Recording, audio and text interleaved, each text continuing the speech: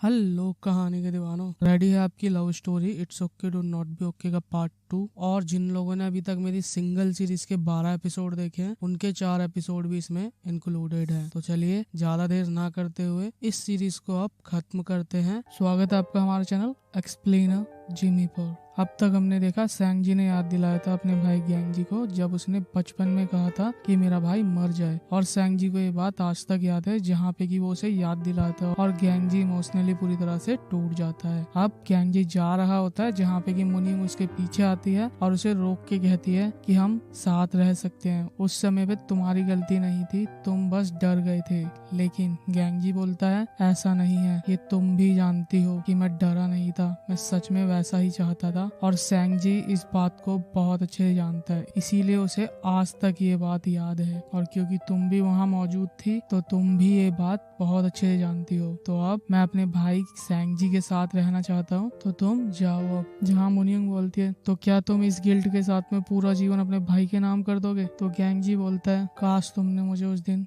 बचाया ही ना होता, तुम घर जाओ अभी। बस इसी के साथ ये दोनों बहुत ज्यादा इमोशनल होते हैं, जहाँ मुनियंग को अभी एक पल में ही इतनी खुशी मिली थी और अब दूसरे पल में ही सब कुछ बिखर गया। अब मिस्टर ली और जेशु दोनों आपस में लड़ रहे होते हैं इस बात पे कि गलत कौन है, मुनियंग या फिर गैंग जी, और इनकी लड़ाई छुटाती है जूही की मॉम। अब सीन आता है वापस गैंग जी के पास, जो कि खड़ा होता है अपने भाई सैंग जी के कमरे के बाहर, और उसकी इतनी हिम्मत तक नहीं होती कि वो गेट खोल के अंदर जाए और अपने भाई से बात करे। तो वो उदास होकर वहीं बेंच पे बैठ जाता है और पूरी रात वहीं बैठे रहता है। अब सुबह हमें उसी डायरेक्टर डॉक्टर का सीन दिखाया जाता है, जहाँ की वो देखता है गैंग जी की हालत बिल्कुल ही खराब हो गई है। तो वो जाता है सैंग जी के पास, जहाँ पे कि वो सैंग जी को थोड़ा बहुत हंसाने की कोशिश करता है और बोलता है मैं गैंग जी को अपने साथ लेके जा रहा हूँ कुछ समय के लिए, उसकी हालत भूत जैसी हो गई है और तुम भी बाहर आ जाओ वरना गर्मी में ही ना मर जाओ। जहाँ सैंग जी भी ये देख के सोच रहा होता है कि ये कब जाए और मैं भी बाहर आऊँ। बस इसी तरह से वो गैंग जी को अपने साथ लेके जाता है और सैंग जी भी उन्हें देखता है। अब वो डायरेक्टर बताता है गैंग जी को सैंग जी को जो प्रॉब्लम है ऑटिज्म, उसमें देखा गया है कि एक पेशेंट या तो कुछ बताता नहीं, अपनी फीलिंग दबा के रखता है, या उनके बताने का तरीका थोड़ा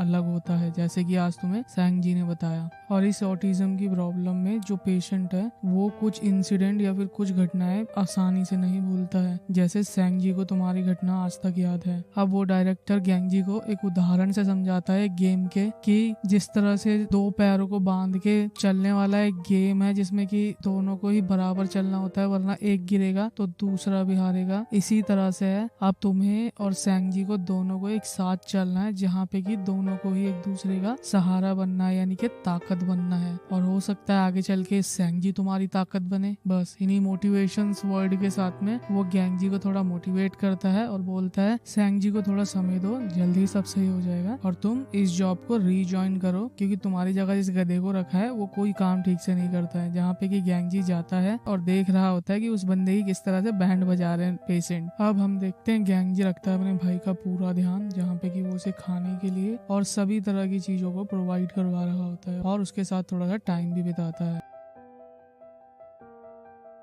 अब क्योंकि गैंग जी फोन नहीं उठा रहा होता है मुनियंग का, तो मुनियंग खुद हॉस्पिटल में पहुंच जाती है, जहां गैंग जी उसे अकेले में लेके जाता है और कुछ इमोशनली बात करता है, जहां पे कि वो बोलता है कि जब तुमने किस्मत की बात की थी तो मैंने सोचा था कि किस्मत हमें सच में मिलाना चाहती है, लेकिन तुम मेरे लिए दिवाली का वो एक छोटी सी पटाखा था जो एक पल को फूटा और मुझे बहुत सारी खुशियां दी और फिर खत्म हो गया। तो अब मैं अपने भाई सैंग जी का ध्यान रखना चाहता हूँ, तो तुम अब अपने रास्ते जाओ, इसमें अब हमारी किस्मत भी कुछ नहीं कर सकती।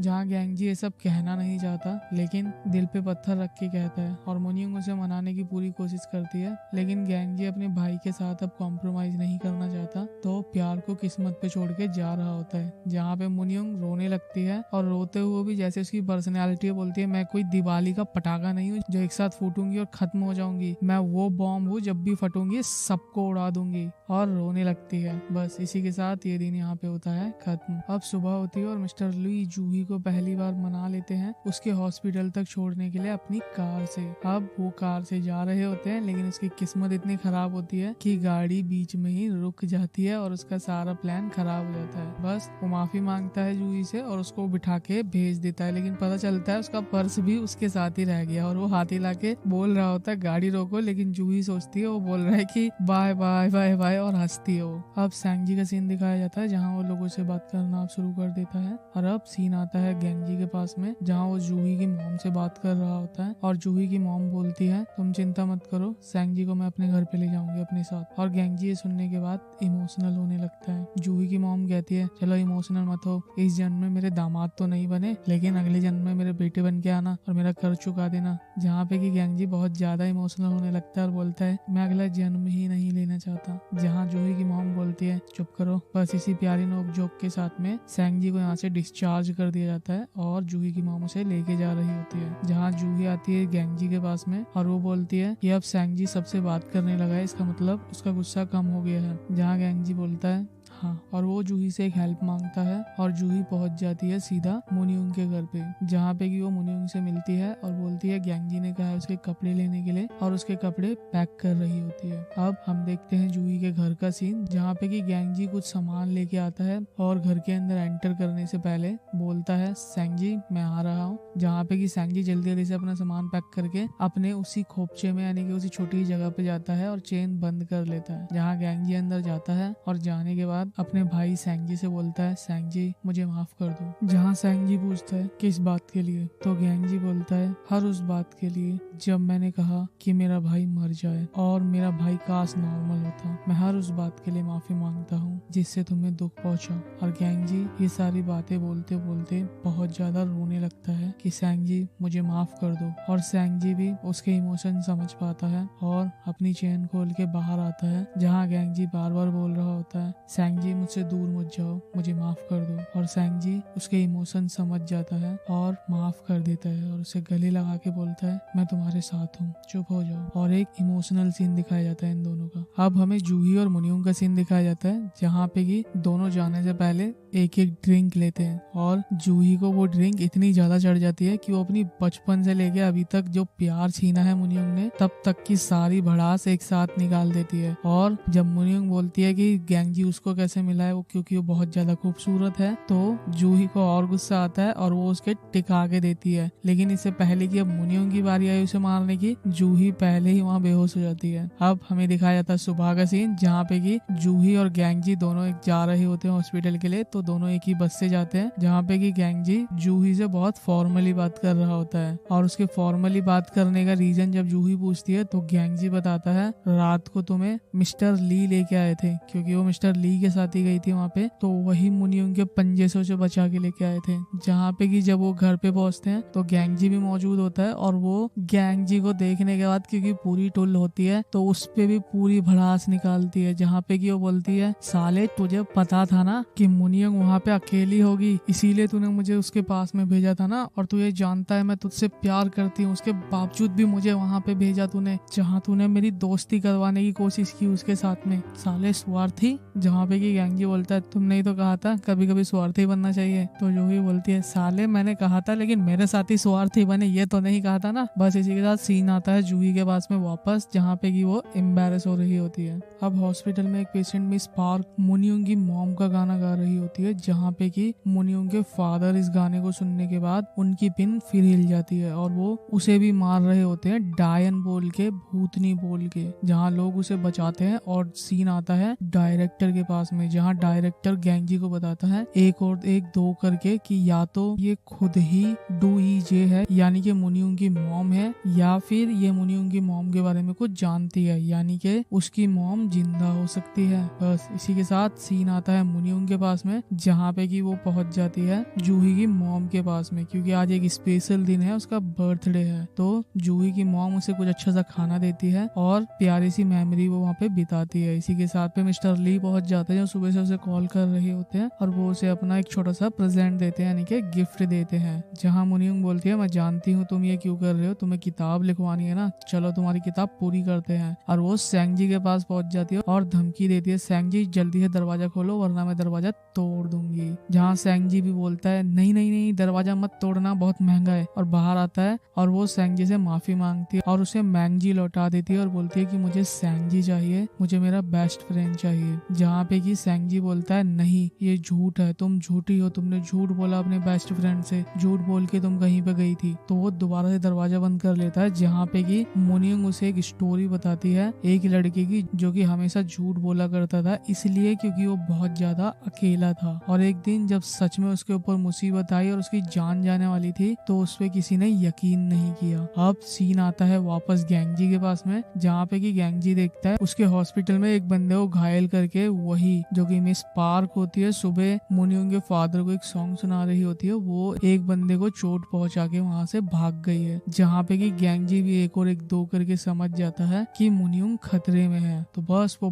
भाग रहा होता है मोनियोंग के पास में। और मोनियोंग भी देखती है कि कोई आया है तो वो दरवाजा खोलती है और दरवाजा खोलने पे मिस पार्क होती है। अब क्या वो खतरा है क्या नहीं है, उसकी माँ जिंदा है या नहीं, यही उसकी माँ है, ये सब सवालों के जवाब मिलेंगे हमें नेक्स्ट एपिसोड में। इसी के साथ अगर आपको ये एपिसोड और सीरीज पसंद आई है तो एक लाइक शेयर और एक प्यारा सा कमेंट जरूर करना। बाकी जिन्होंने अभी तक इस चैनल को सब्सक्राइब नहीं किया है कर लीजिए, क्योंकि आगे भी आपको अच्छी कहानियां मिलती रहेंगी। अब तक हमने देखा एक पेशेंट मिस पार्क गैंगजी का हॉस्पिटल में एक बंदे को चोट पहुंचा के भाग जाती है, जहाँ पे कि गैंगजी ये सब देखने के बाद सोचता है कि मोनियोंग की जान खतरे में है और वो चिंता में वहाँ से भागता है मोनियोंग के पास। अब हमें दिखाया था मिस पार्क पहुंच जाती है मोनियोंग के पास में और मोनियोंग एक अच्छे इंसान की तरह मोनियोंग अब उसे अंदर इन्वाइट करती है और उसकी खातिरदारी कर रही होती है। और मिस पार्क मोनियोंग को बताती है कि वो उसकी माँ की बहुत बड़ी फैन है और साथ ही में मोनियोंग के सभी तरह के जो सामान है उन्हें छेड़ रही होती है। जहाँ पे मोनियोंग उसे सामान छेड़ने के लिए मना करती है पर वो फिर भी नहीं मानती। अब वो मोनियोंग का एक पैन लेती है जो कि बहुत ज्यादा खतरनाक दिख रहा था और जब मोनियोंग उसे रखने के लिए कहती है तो वो पेशेंट मिस पार्क उसे रखती नहीं है, बल्कि वो उसे हैप्पी बर्थडे बोलने के बाद उस पैन को छीन लेती है। जहाँ पे कि मोनियोंग के हाथ पे भी गैंगजी की तरह कट लगता है, जिस तरह से मोनियोंग ने स्टार्टिंग में गैंगजी के हाथ पे कट लगाया था, इसी तरह से अब मोनियोंग के हाथ पे भी एक कट लगता है और खून निकल आता है। जहाँ पे कि उसे बहुत ज्यादा गुस्सा आता है, लेकिन वो गैंगजी की बात याद करती है कि उसने कहा था 3 तक गिनती गिनना जब भी तुम्हें गुस्सा आए। इसी कारण वो जब 3 तक गिनती गाती है तो मिस पार्क जो पेशेंट है वो उस पैन को रख देती है, जिसकी वजह से मोनियोंग उसे कुछ करती नहीं है। बस इसी के साथ वो उसे हैप्पी बर्थडे बोल के निकल जाती है यहाँ से और गैंगजी आता है बहुत ज्यादा टेंशन में मोनियोंग के पास में, जहाँ पे कि वो देखता है सामान बिखरा हुआ है और वो सीधा पहुंचता है मोनियोंग के पास में और मोनियोंग को जिंदा देख के बहुत ज्यादा खुश होता है। जहाँ वो उसके गले लगता है और पूछता है कि वो पेशेंट कहाँ पर है और उस पेशेंट के ऊपर गैंगजी को इतना गुस्सा आता है कि उसे पकड़ने जा रहा होता है, लेकिन उसे मोनियोंग रोकती है और सवाल पूछती है क्या तुम उसी पेशेंट के लिए आए हो यहाँ पे? मैंने मान लिया कि सेंगजी तुम्हारे लिए जरूरी है, क्या मैं दूसरे नंबर पे भी नहीं हूँ? दूसरे नंबर पर भी वो पेशेंट तुम्हारे लिए जरूरी है? इस तरह के इमोशनल शब्द गैंगजी को बोल के मोनियोंग यहाँ से चली जाती है। अब गैंगजी मोनियोंग के पास में आता है और उसके हाथ में एक रुमाल बांधता है जहाँ चोट लगी होती है और मोनियोंग उसे बोलती है कि तुमने कहा था कि मैं पागल नहीं हूँ, तो तुम मेरे साथ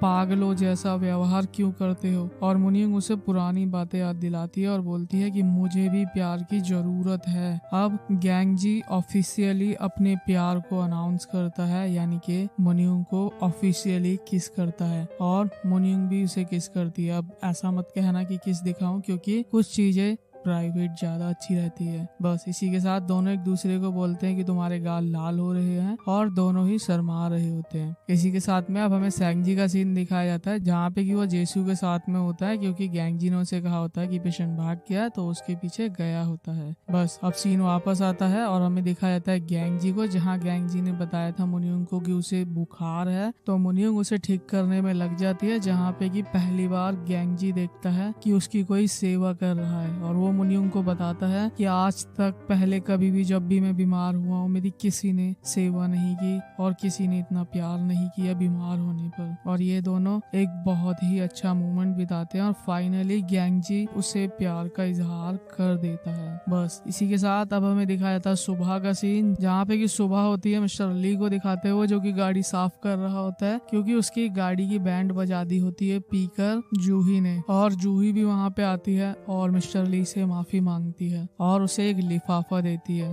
जिसमें कि होते हैं कुछ पैसे उसकी गाड़ी को क्लीन करवाने के लिए। और मिस्टर ली जब ये देखते हैं तो वो बहुत ज्यादा इमोशनल होने लगते हैं और वो जूही को अपनी पुरानी बात बताते हैं कि जब भी मुनियम कोई पंगा करा करती थी तो मैं हमेशा लोगों को पैसे दे दिया करता था इसी तरह से, और आज जाके समझ में आया कि जब आपके साथ कोई ऐसा करता है तो कितना बुरा महसूस होता है। मैंने भी कई लोगों को ऐसी तरह से पैसे देके मुंह बंद किया है तो उसकी सजा आज मुझे मिल रही है और मैं समझ सकता हूँ कि उन्हें कितना बुरा लगा होगा। जहाँ पे कि वो थोड़ा इमोशनल होता है और जूही भी थोड़ी इमोशनल होती है और वो जूही से वो एनवेलप ले लेता है और बोलता है चलो इसे गाड़ी नहीं साफ करते, मेरे साथ बाहर चलो खाना खाने के लिए, इन पैसों से हम खाना खाएंगे और यही होगा एक सही तरीका माफी मांगने का। बस इसी के साथ वो दोनों चले जाते हैं बाहर खाना खाने के लिए और जूही के पूछने पे मिस्टर ली बताते हैं कि मुनियुंग हमेशा से ऐसी नहीं थी क्योंकि उसके सर पे किसी बड़े का हाथ नहीं रहा तो इसीलिए वो ऐसी बन गई। बस इसी तरह की प्यारी प्यारी बातें वो कर रहे होते हैं जहाँ पे कि मिस्टर ली बोलता है अब हम अपनी बात करते हैं और वो उसकी लिपस्टिक की तारीफ करता है और उसके जो वो वहाँ पे मेकअप करके आई होती है उस सब की तारीफ करता है और कहीं ना कहीं जूही भी उसे पसंद करने लगी थी तो इन दोनों की लव स्टोरी भी अब शुरू हो जाती है। अब हमें दिखाया था मुनियुंग का सीन जहाँ पे कि वो देखती है गैंगजी उसके पास से गायब है और वो हमेशा की तरह बहुत ज्यादा गुस्सा होती है, साला बिना बताए भाग गया। पर जैसे ही वो देखती है पीछे गैंगजी होता है। अब क्योंकि गैंगजी ने अपने प्यार को ऑफिशियली एक्सेप्ट कर लिया है तो गैंगजी उसे बिठाता है और कुछ अपने बारे में जरूरी बातें बताता है, जैसे कि अपने मॉम की मर्डर मिस्ट्री के बारे में बताता है कि मेरी मॉम का कत्ल हुआ था और वो कत्ल होते हुए देखा था सैंग जी ने, जहाँ पे कि सैंग जी ने देखा था जिसने कत्ल किया है उसने अपने ऊपर एक तितली लगाई हुई थी, यानी कि उसके पास एक तितली थी और सैंग जी के माइंड में वो तितली छप गई जिसकी वजह से वो इस ट्रोमा से गुजर रहा है बचपन से लेके आज तक और वो तितलियों से बहुत ज्यादा डरता है। इसीलिए जब गैंगजी ने उससे पूछा था कि किसने मारा था उसकी मॉम को तो वो तितली बोल रहा था क्योंकि उसने तितली देखी थी और उसे वही याद रहा। वो एक ट्रोमा से गुजर रहा है जहाँ पे कि वो मुनियुंग को ये सारी बातें बताता है और मुनियुंग भी समझ पाती है कि सैंग जी को गैंगजी की जरूरत क्यों इतनी ज्यादा है और गैंगजी भी बताता है मेरे लिए हमेशा से ही फर्स्ट प्रायोरिटी सैंग जी रहा है इसीलिए, लेकिन मुझे भी कोई चाहिए और जब भी मैं तुम्हारे पास आता हूँ अपने सभी गम भूल जाता हूँ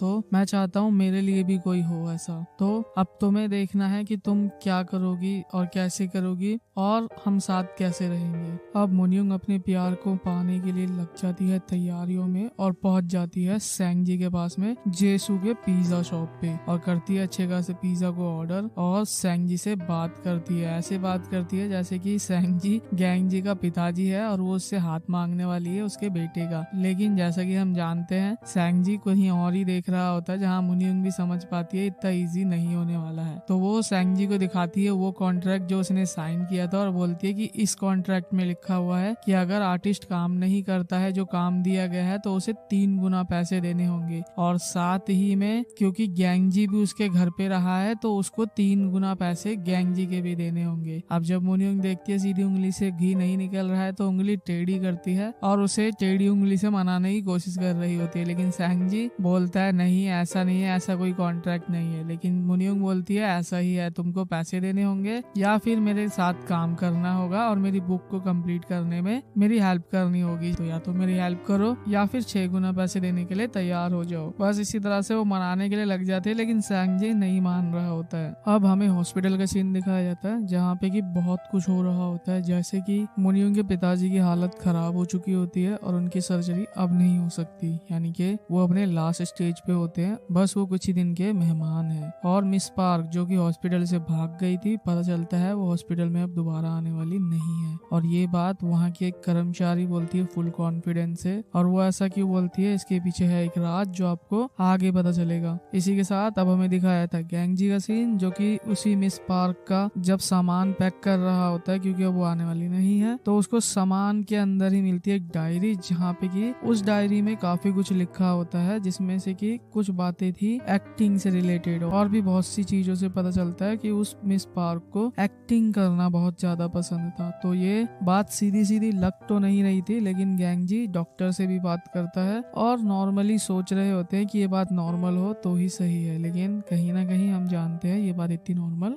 है नहीं। अब मुनियुंग परेशान होकर मिलने आती है गैंगजी से और बोलती है तुम्हारा भाई मानता ही नहीं है, जहाँ पे कि गैंगजी उसको एक सॉल्यूशन बताता है कि अभी तक तुम जो कोशिश कर रही हो वो है कि तुम सैंगजी को ये दिखा रही हो कि तुम गैंगजी को छीन के ले जाओगी, लेकिन तुम्हें ये नहीं दिखाना है, तुम्हें कुछ ऐसा करना है कि तुम भी हम में से एक बन जाओ, जहाँ पे कि सैंगजी को भी प्रॉब्लम नहीं होगी और हम सब साथ भी रह पाएंगे। जहाँ पे कि मुनियुंग भी कहीं ना कहीं ये समझ पाती है कि ये फैमिली की बात कर रहा है। तो बस सभी लोग लग जाते हैं अपने अपने काम पे और हमें दिखाया जाता है रात को गैंगजी पहुंचता है सैंगजी के पास में और वो देख रहे होते हैं एक कार्टून को, जहाँ पे कि गैंगजी सैंगजी से बात करता है कि ये जो डिंग डोंग है यानी कि जो कार्टून है, इसके घर पे जो ये लोग रहते हैं ये सभी लोग अलग अलग हैं, अलग अलग जगह से आए हैं और इस डिंग डोंग को यानी कि कार्टून को परेशान भी करते रहते हैं, उसके बावजूद भी अपने घर पे रहने देता है, खाने को भी देता है। ऐसा क्यों है सैंगजी? तो सैंगजी बताता है क्योंकि वो उन सभी का बड़ा भाई है ना, तो उसको सभी का ध्यान रखना बनता है, तो बड़े भाई की रिस्पॉन्सिबिलिटी तो बनती है ना सभी का ध्यान रखना। जहाँ पे कि गैंगजी पूछता है कि सैंगजी तुम भी तो बड़े भाई हो ना, अब बड़े बन गए हो, तो वो उसे एहसास दिला रहा होता है कि वो भी बड़ा भाई है और सैंगजी भी बोलता है हाँ मैं तुम्हारा बड़ा भाई हूँ ना, मैं तुम्हारा ध्यान रखूंगा, चिंता मत करो। जहाँ पे कि वो एहसास दिला रहा होता है कि वो बड़ा है और मुनियुंग की भी कहीं ना कहीं थोड़ी बहुत हेल्प कर रहा होता है। बस इसी के साथ हमें मुनियुंग का सीन दिखाया जाता है जहाँ पे कि सू उसके पास में पहुंचती है और सू बताती है मुझे यहाँ पे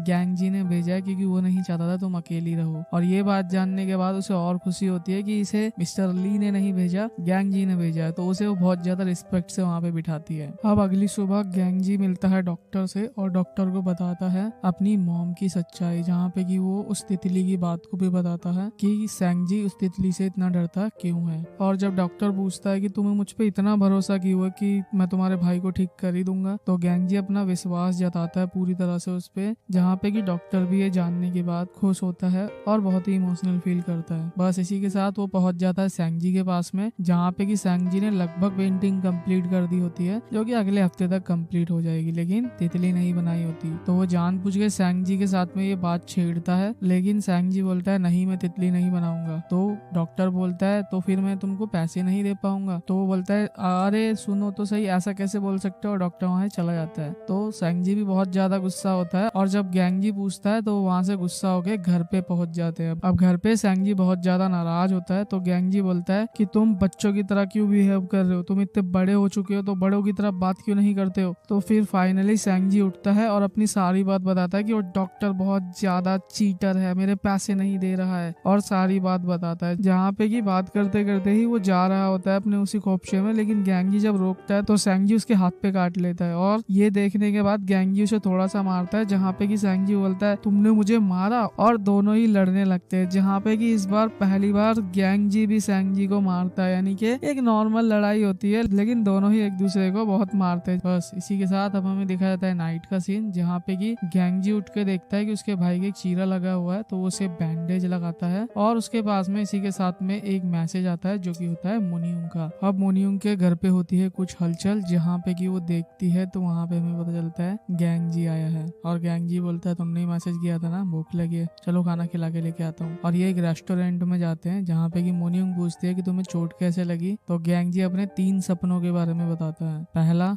बाहर घूमने जाने का, जो कि मुनियुंग ने पूरा किया, बाहर घूमने का सपना उसका। दूसरा उसे एक बार लाइफ में अपने बड़े भाई सैंगजी के साथ लड़ना था, जो आज पूरा हो गया। और अब एक तीसरा सपना रह गया है जो अधूरा है, और वो इशारा करके बताता है मुझे भी स्कूल जाना है और वो लाइफ जीनी है जो स्टूडेंट्स जीते हैं। जहाँ पे कि वो बताता है कि मेरी भी एक छोटी सी लव स्टोरी होगी, मेरा बड़ा भाई होगा।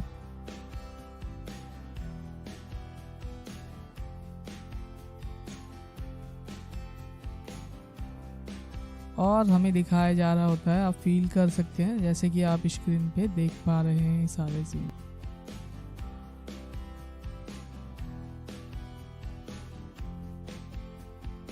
बस इसी प्यारे मोमेंट के साथ में सीन आता है वापस, जहाँ पे कि गैंगजी सो रहा होता है और उसके चेहरे पे एक अलग ही तरह की मुस्कान होती है या फिर एक अलग ही तरह की स्माइल होती है, जो सैंगजी देखता है उसके चेहरे पे और देखने के बाद फेशियल एक्सप्रेशन को मैच करता है, जहाँ उसे पता चलता है ये हैप्पीनेस है और वो अपने भाई को पहली बार नींद में हंसते हुए देखता है। वैसे हमेशा वो या तो रोता रहता था या फिर उदास रहता था, लेकिन आज पहली बार गैंगजी नींद में हंस रहा है, जहाँ पे ये देखने आने के बाद सेंगजी भी बहुत ज्यादा इमोशनल होने लगता है कि मेरा भाई पहली बार हंस रहा है नींद में, और वो बहुत ज्यादा इमोशनल होता है पहली बार। बस इसी के साथ अब हमें दिखाया जाता है मॉर्निंग का सीन, जहाँ पे कि सेंगजी कॉल करता है गैंगजी को और पूछता है कि क्या तुमने खाना खाया। और ये पहली बार था जहाँ पे कि सेंगजी ने गैंगजी से ये पूछा, वरना हमेशा गैंगजी ही पूछता था कि तुमने खाना खाया या नहीं। और वो बोलता है नहीं अभी नहीं खाया, क्योंकि एक इमरजेंसी केस था। तो सेंगजी उसे लंच पे इनवाइट करता है। अब हमें मुनियुंग का सीन दिखाया जाता है, जो कि अपनी फैमिली की आधी अधूरी फोटो देख के इमोशनल हो रही होती है। तभी वो गैंगजी को कॉल करती है और गैंगजी से पता चलता है कि वो लंच पे जा रहे हैं। तो वो आने के लिए कहती है, लेकिन गैंगजी मना करता है।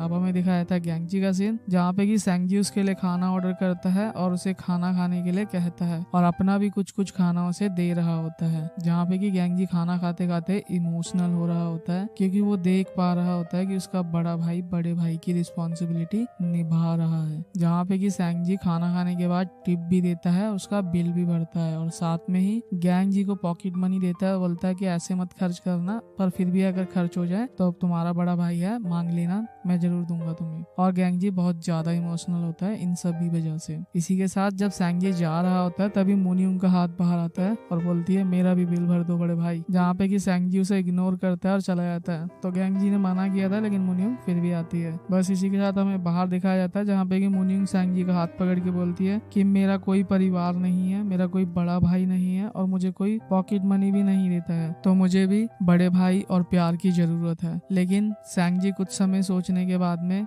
वहाँ से जाने लगता है और वो गैंगजी को बोलता है गैंगजी चलो चले। अब हम देख पाते हैं गैंगजी और मुनियुंग दोनों सेंगजी को जाते हुए देख रहे होते हैं, और दोनों ही बहुत ज्यादा उदास हो रहे होते हैं कि इतने प्रयास के बाद भी हम एक फैमिली नहीं बन पा रहे। लेकिन तभी सेंगजी थोड़ा आगे जाने के बाद बोलता है मुनियुंग चलो, गैंगजी चलो। जहाँ पे कि वो दोनों को बुलाता है, यानी कि वो उसे अपनी फैमिली का थर्ड पर्सन बनाने के लिए मंजूरी देता है, एक्सेप्ट करता है। जहाँ पे कि दोनों ही बहुत ज्यादा खुश होते हैं कि फाइनली हम एक फैमिली है, और वो दोनों उसका हाथ पकड़ते हैं, और ये मूवमेंट बहुत ही इमोशनल होता है। तीनों ही बहुत ज्यादा खुश होते हैं और जा रहे होते हैं। अब क्योंकि सेंगजी ने मुनियुंग को ऑफिशियली अपना लिया है और अब ये पूरा एक परिवार है, तो सेंगजी मुनियुंग के घर पे शिफ्ट होने के लिए आ जाता है, और ये सब बहुत खुश होते हैं। और जब रात को सो रहे होते हैं, तभी हमें एक औरत दिखाई जाती है और मुनियुंग की मॉम की तस्वीर, और हम देख पाते हैं कि मुनियुंग के पास में एक परछाई शैडो आती है, जो कि होती है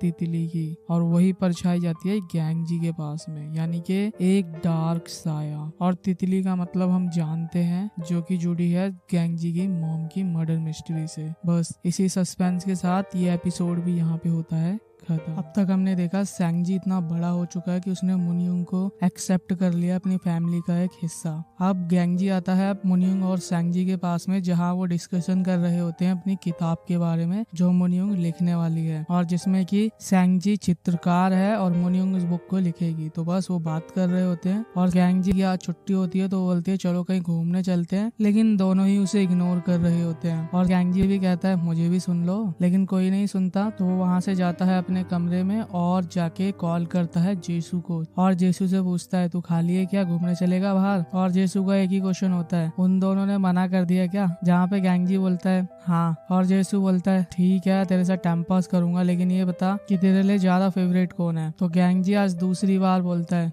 तू मेरा फेवरेट है भाई। तो बस जेसू को हमेशा प्यार ही चाहिए होता है, वो बोलता है चल ठीक है आजा एंजॉय करेंगे। अब गैंगजी पहुंच जाता है जेसू की शॉप पे, जहाँ पे कि वो नॉर्मल पिज्जा खा रहा होता है, और उसके आसपास मक्खियां यानी कि लड़कियां उस पे लाइन मार रही होती है, और जेसू से देखा नहीं जाता। जलन के मारे वो मैसेज कर देता है मुनियुंग को, और जब मुनियुंग इस मैसेज को देखती है कि उसके आजू बाजू मक्खियां घूम रही है, वो बहुत गुस्से में उसके पास निकल जाती है पहुंचने के लिए। और वहाँ पे पहुंचने के बाद जेसू से इशारा करता है ये रहा आपका बकरा, और मुनियुंग उसके पास में बैठ के बोलती है तुम यहाँ क्या कर रहे हो। तो गैंगजी बोलता है तुम ही तो थे सभी बिजी, तो आ गया यहाँ पे। जहाँ पे कि वो कुछ ऐसा करते हैं जिससे कि लड़कियों का ध्यान उससे हटे। अब हमें सेंगजी का सीन दिखाया जाता है, जिसकी कि आज काउंसलिंग है, तो वो पहुंच जाता है हॉस्पिटल में डॉक्टर के पास में, और वो अभी भी नाराज होता है क्योंकि डॉक्टर ने उसके पैसे देने से मना किए थे, लेकिन उसे अभी भी उम्मीद होती है कि डॉक्टर उसके पैसे दे देगा। और अब डॉक्टर उसका इलाज शुरू करता है, यानी कि काउंसलिंग शुरू करता है, जहाँ पे कि वो उसे तितलियों के बारे में पूछता है कि वो डरता क्यों है, लेकिन अभी वो नहीं बताता। पर डॉक्टर उसे एक चीज बताता है कि ग्रीक लैंग्वेज में तितलियों को साइकिक बोलते हैं, यानी कि तितली का एक दूसरा मतलब है उपचार, और तितलियां अच्छी और बुरी दोनों होती हैं। तो इस दुनिया में अच्छी तितलियां भी है, अगर तुम उन अच्छी तितलियों पर ध्यान दोगे तो तुम भी तितलियों के डर से बाहर निकल पाओगे, और तुम्हें बड़ा भाई बनके गैंजी का भी तो ध्यान रखना है ना। अब डॉक्टर की इन बातों से सैंगजी भी बोलता है, हाँ मैं बड़ा भाई हूँ और मैं गैंजी का ध्यान रखूंगा और मैं कोशिश भी करूंगा तितलियों के डर से बाहर निकलने के लिए। जहाँ डॉक्टर की बातों से मोटिवेट होके वो कुछ बातें रिपीट करता है। साइकिक मतलब उपचार, यानी कि दुनिया में अच्छी तितलियां भी होती हैं।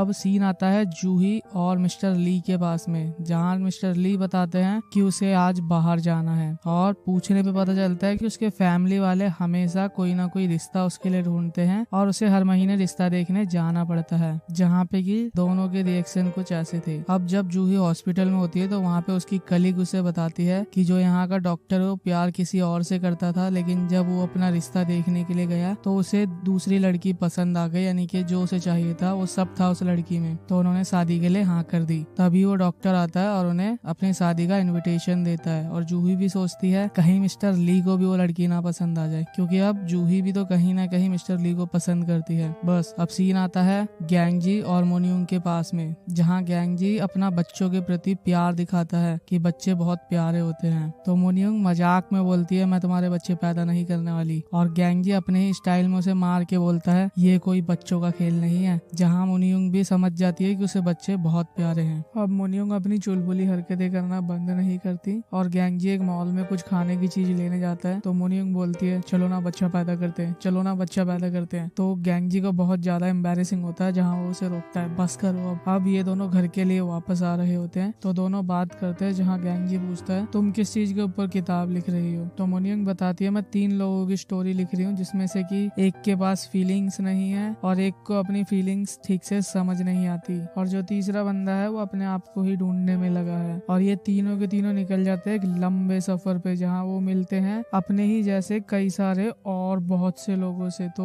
उन्हें पता चलता है कि उनके जैसे भी बहुत से लोग हैं इस दुनिया में। अब वो कहाँ कहाँ घूमने जाते हैं, जब गैंगजी ये पूछता है तो मोन्यूंग बोलती है वो तुम किताब में ही पढ़ना जब लिखेंगे। तो गैंगजी को ये कॉन्सेप्ट बहुत अच्छा लगता है और वो बोलता है हमारी स्टोरी है ना, जहाँ वो बोलती है हाँ, और ये दोनों ही बहुत खुश होते हैं इस स्टोरी को लेके। अब जब गैंगजी अपने बड़े भाई से मिलता है रात को सैंगजी से, तो वो एक बात रिपीट कर रहा होता है साइको मतलब इलाज, अच्छी तितलियां भी होती हैं। तो गैंगजी पूछता है तुम ये क्या बात कर रहे हो भाई। तो सैंगजी बताता है डॉक्टर ने मुझे कहा साइको मतलब इलाज, अच्छी तितलियां भी दुनिया में होती हैं, तो अब मैं तितलियों से डरना बंद करूंगा और अपने डर पे जीत पाऊंगा। तो गैंगजी बोलता है क्या तुम ऐसा कर पाओगे। तो सैंगजी बोलता है मुझे मेरे छोटे भाई की हिफाजत करनी है, तो मैं पूरी कोशिश करूंगा। और गैंगजी ये जानने के बाद खुश होता है कि उसका बड़ा भाई सच में बड़ा हो रहा है। इसी के साथ अब वो जाता है मोन्यूंग के पास में, जहाँ पे कि वो पीने के लिए प्लान बनाते हैं। तो गैंगजी एक शर्त रखता है कि अगर तुमने गाली दी तो सारी तुम पियोगी, और मोन्यूंग बोलती है अगर तुमने अपने भाई की बात की तो सारी तुम पियोगे। तो मोन्यूंग इतनी गालियां देती है कि उसे सारी दारू पीने पड़ती है। बस वो पूरी तरह से टुल हो जाती है। गैंगजी उसे आराम से सुला के स्वीट ड्रीम बोल के निकल जाता है। अब जब गैंगजी हॉल में होता है तो वो नॉर्मल चीजें चेक कर रहा होता है, जहाँ उन नॉर्मल चीजों में उसे एक चिट्ठी मिलती है और साथ ही में एक तितली मिलती है, जहाँ उसे मिस पार्क का यहाँ आने का मकसद पता चलता है और उसकी लाइफ से खुशियाँ छीन लेने की बात लिखी होती है। जहाँ गैंगजी ये देखता है कि अभी अभी तो हम सभी एक परिवार होने वाले थे और सब एक साथ थे और कितने खुश थे, और फिर से ये डार्क साया हमारी जिंदगी में आ रहा है, और वो बहुत गुस्सा होता है उस तितली को देख के। अब हमें सुबह का सीन दिखाया जाता है, जहाँ पे कि हॉस्पिटल का डॉक्टर डायरेक्टर मिस्टर कान को एक दिन के लिए बाहर जाने के लिए कहता है और बोलता है मजे करना बाहर। और हमें उसकी एक छोटी सी स्टोरी पता चलती है कि उसने बहुत से लोगों को मारा था, जिसकी वजह से वो ये सह नहीं पाया और पागल हो गया, लेकिन उसने क्यों मारा था वो अभी हमें नहीं पता चलता। अब जब वो बाहर घूम रहा होता है और हॉस्पिटल के लिए वापस आ रहा होता है, तभी सैंगजी भी हॉस्पिटल के लिए आ रहा होता है अपने काउंसलिंग के लिए, और ये दोनों मिलते हैं और मिलके बात करते हैं, जहाँ पे कि सैंगजी अपनी तितलियों का डर बताता है। तो वो बोलता है कि अपनी पुरानी यादों से बाहर निकलो और प्रेजेंट में जीना सीखो, इस तरह की बात वो बोल रहा होता है। लेकिन तभी उसके कानों में एक आवाज आने लगती है, ड्रिल मशीन या फिर एक मशीन की, और उस मशीन से उसे बहुत सारे विजन्स आने लगते हैं और वो बहुत ज्यादा परेशान होने लगता है। उन विजन में वो एक युद्ध पे था, यानी कि वो एक सोल्जर था और वो बहुत ज्यादा परेशान हो जाता है। तभी सैंजी उसके ऊपर कपड़ा रखता है और उसे शांत करता है और कहता है ओके साइकेट्रिस्ट हॉस्पिटल में कोई कॉल करो, और उसे हॉस्पिटल तक पहुंचाता है। अब डॉक्टर सैंजी से मिलता है और उसे शाबाशी देता है कि उसने एक पेशेंट की जान बचाई है, मिस्टर कान की। तो वो गैंगजी को भी वहाँ पे बुलाता है और गैंगजी के सामने उसे बोलता है कि तुम्हारा भाई सच में बड़ा हो गया और बहुत बहादुर हो गया है, इसने एक पेशेंट की जान बचाई है, अगर ये वहाँ ना होता तो उस पेशेंट की जान चली जाती। और हमें मिस्टर कान पेशेंट की पूरी हिस्ट्री जानने को मिलती है, जहाँ उसने अपने सीनियर के ऑर्डर्स पे बहुत सारे बच्चों को युद्ध में मारा था। भले ही उसने अपने सीनियर की बात मानी थी लेकिन वो गलत था, तो इसी गिल्ट में वो पागल हो गया था। तो उसने बहुत से लोगों को मारा था, यही वो रीजन था। अब हमें सैंजी, डॉक्टर और गैंगजी के पास वापस लाया जाता है, जहाँ पे कि डॉक्टर उसकी बहादुरी की तारीफ करने के बाद सैंजी को बोलता है और बहादुर होने के लिए, और बोलता है सैंजी तुम बताओगे उस दिन तुम्हारी मॉम की मर्डर जब हुआ था तो क्या हुआ था। अब क्योंकि डॉक्टर ने उसे इतना ब्रेव और इतना बहादुर होने के लिए मोटिवेट कर दिया होता है कि वो फाइनली अपनी मॉम की मर्डर मिस्ट्री के बारे में बोलने के लिए तैयार हो जाता है। और डॉक्टर ने इसीलिए गैंगजी को भी बुलाया होता है ताकि उसे भी पता चले। अब जब सैंजी फाइनली बता रहा होता है तो वो बताता है उस रात को वो अपनी मॉम के साथ में घर के लिए वापस आ रहा था और उसे एक बिल्ली दिखी और वो बिल्ली को पकड़ने के लिए चला गया। और जब वो वापस आया अपनी मॉम के पास में तो उसकी मॉम आखिरी सांसें ले रही थी और वहाँ पे एक औरत थी जिसने गैंगजी की मॉम को मारा था। और सैंजी बताता है मैंने उसके ऊपर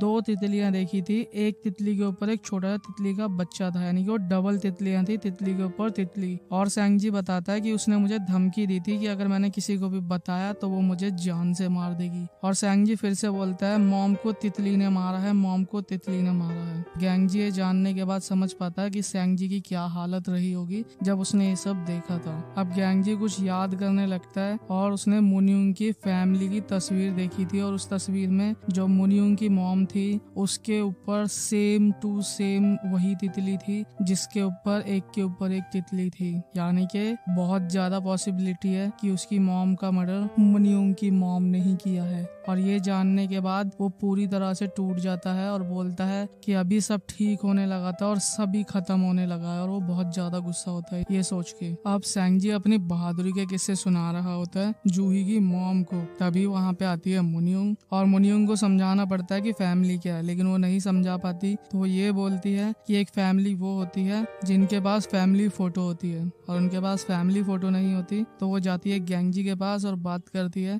कि हमारी कोई भी फैमिली फोटो नहीं है तो हम कल फैमिली फोटो खिंचवाने जाएंगे, जहाँ गैंगजी अपने ही ख्यालों में था, यानी कि अपने ही गम में। और उसे बहुत ज्यादा गुस्सा आता है और वो बोलता है प्लीज अभी तुम यहाँ से चली जाओ। और मुनियुंग भी सोचती है कि इस बार तो मैंने कुछ किया भी नहीं है तो अब क्यों गुस्सा है ये, लेकिन उस समय पे वो उसे समझती है और वहाँ से चली जाती है क्योंकि गैंगजी बहुत ज्यादा गुस्से में होता है। अब मुनियुंग को समझ नहीं आ रहा होता कि इसने इस बार क्या गड़बड़ कर दी जो गैंगजी इतना ज्यादा गुस्से में है। तो वो उसके सबसे प्यारे दोस्त जेसू को बुलाती है और उससे जानने की कोशिश करती है कि वो इतना नाराज क्यों है या कैसे पता किया जाए कि क्यों नाराज है। तो जेसू क्योंकि इतने सालों से उसके साथ में रह रहा है तो वो बताता है कि आज तक जब भी वो नाराज होता है, कभी भी सैड होता है, तो उसने कभी मुझे नहीं बताया क्योंकि उसे बचपन से कभी ये सारी फीलिंग्स बताने का मौका ही नहीं मिला। तो वो अपनी फीलिंग्स को हमेशा दबा के रखता है। मैं इतना पुराना दोस्त हूँ लेकिन आज तक वो मुझे भी पूरी तरह से सब कुछ नहीं बताता, लेकिन मैं एक काम हमेशा करता हूँ कि मैं हमेशा उसके बुरे समय पे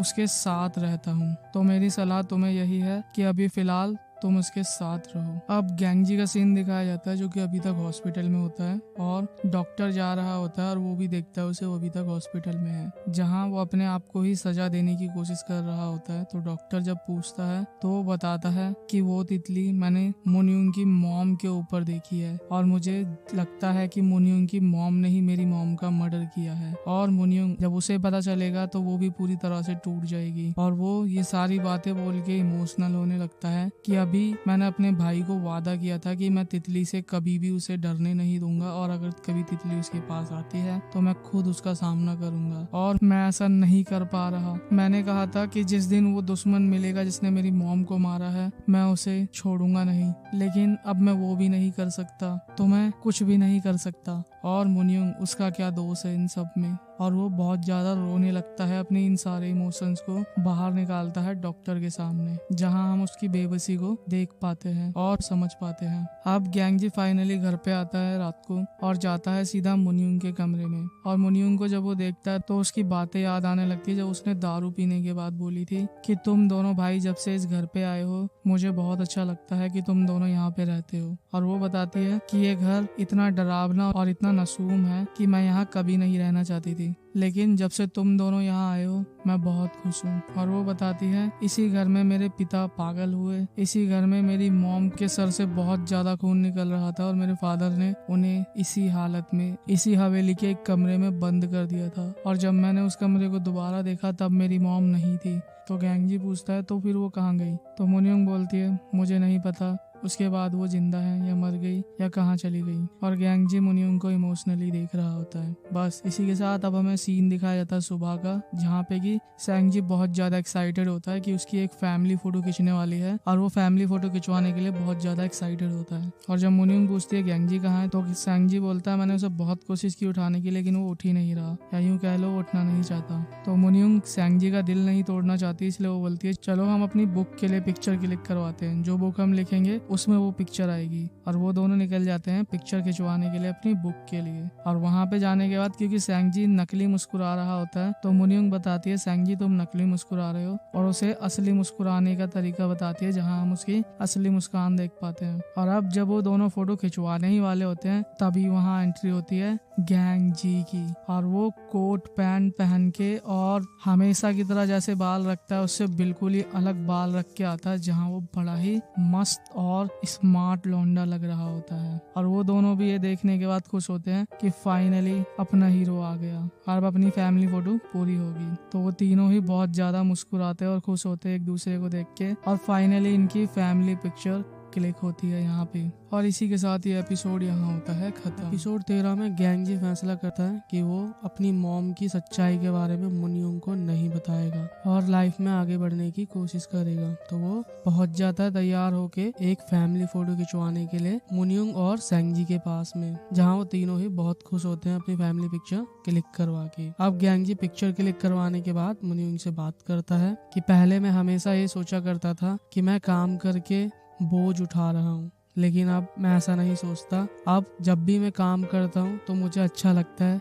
कि मैं अपनी फैमिली के लिए सब कर रहा हूँ। तो मुनियुंग पूछती है कि क्या उस फैमिली में मैं भी हूँ? तो गैंगजी बोलता है हाँ, क्योंकि अब तुमने भी हमारे साथ फैमिली फोटो खिंचवाई है तो तुम भी हमारी फैमिली का हिस्सा हो। और मुनियुंग ये सुनने के बाद खुश होती है। और इसी प्यारे मोमेंट में हमें दिखाया जाता है गैंगजी की कोई तारीफ करता है इतने सजने संवरने की सू, जहाँ पे कि मुनियुंग का रिएक्शन हमेशा की तरह सेम होता है, प्रोटेक्टिव गर्लफ्रेंड। बस इसी के साथ ये आ जाते हैं घर पे, जहाँ पे कि गैंगजी मुनियुंग से बात करता है कि वो इस शापित हवेली में और इसके रूम में नहीं रहना चाहता क्योंकि वो उसके पेरेंट्स का रूम है। तो मुनियुंग बोलती है तुम्हें भी तितलियों से डर लगता है क्या? चिंता मत करो, तुम तो जानते हो ना मुझे तितलियां पकड़ने का शौक है। तुम्हें और सैंगजी को अब कभी भी तितलियां परेशान करेगी तो मैं उसे मार दूंगी। जहाँ पे गैंगजी बोलता है नहीं, अब तुम तितली को मत मारना, यानी कि वो उसकी माँ की बात कर रहा होता है क्योंकि वो तो सच्चाई जानता है ना। अब ये दोनों मजाक कर रहे होते हैं और इस मूवमेंट को एंजॉय करते हैं, जहाँ मुनियुंग बोलती है कि ठीक है इस हवेली को बेच देंगे और एक लंबे टूर पे चलेंगे घूमने के लिए, और इसी तरह से अपने प्यारे प्यारे सपनों की बात कर रहे होते हैं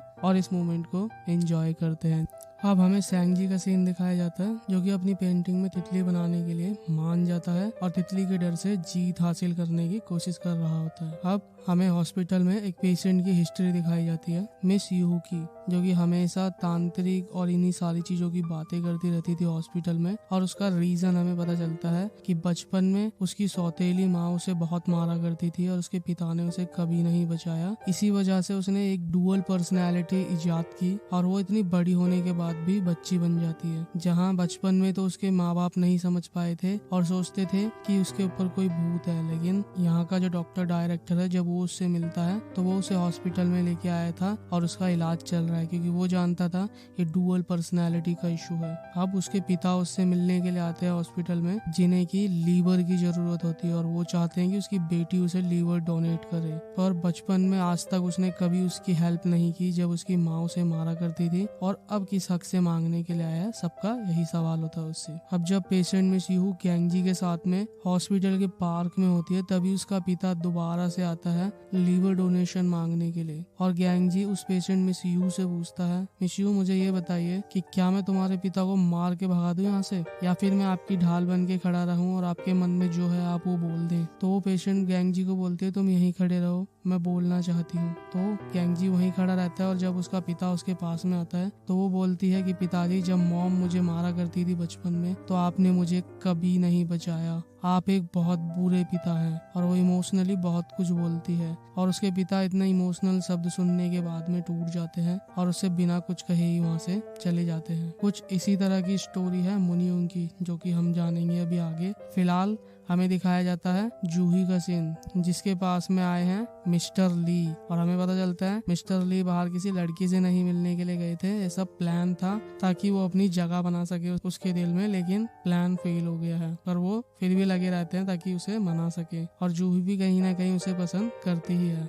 अब सैंगजी अपना पहला ड्राफ्ट दिखाता है पेंटिंग का मुनियोंग को, जिसमें कि चेहरे ही नहीं होते। तो मुनियोंग उसे कहती है लोगों के चेहरे देखो और एक्सप्रेशन से सीखो, तभी तो स्टोरी की सही भावनाएं बाहर आएंगी। और सैंगजी लग जाता है अलग अलग लोगों के चेहरे देखने में। अब इसी के साथ में सीन आता है मुनियोंग के पिता के पास में, जिसके पास में बैठी होती है मिस को, और गैंगजी भी आता है वहाँ। मुनियोंग के पिता का ट्यूमर बहुत ज्यादा बढ़ चुका है, तो वो लास्ट स्टेज में है, तो वो कुछ सच्चाई बताता है अपने बारे में। मुझे उस रात ही अपने ट्यूमर के बारे में पता चला था। उस रात जब मैं अपनी बीवी के कमरे में पहुंचा तो रेडियो पर एक न्यूज चल रही थी कि एक मानसिक रूप से कमजोर बच्चे की माँ को मार दिया गया है, मर्डर कर दिया गया है, और वो मेड हमारे घर पे काम किया करती थी। जब मैंने अपनी बीवी से पूछा कि जो हमारे घर पे काम करती है तो वो कहाँ है, तो मेरी बीवी हंसने लगी और बहुत हंसते हुए कहा कि अब वो कभी नहीं आएगी। मतलब मेरी बीवी ने ही उसे मारा था। और यहाँ पर हम ये समझ पाते हैं कि वो गैंगजी की मॉम ही थी जो उनके यहाँ काम किया करती थी। तो मुनियोंग के पिता आगे बताते हैं, क्योंकि मैं अपनी बेटी और पत्नी दोनों से बहुत ज्यादा प्यार किया करता था, तो मैंने फिर भी अपनी बीवी से रिक्वेस्ट की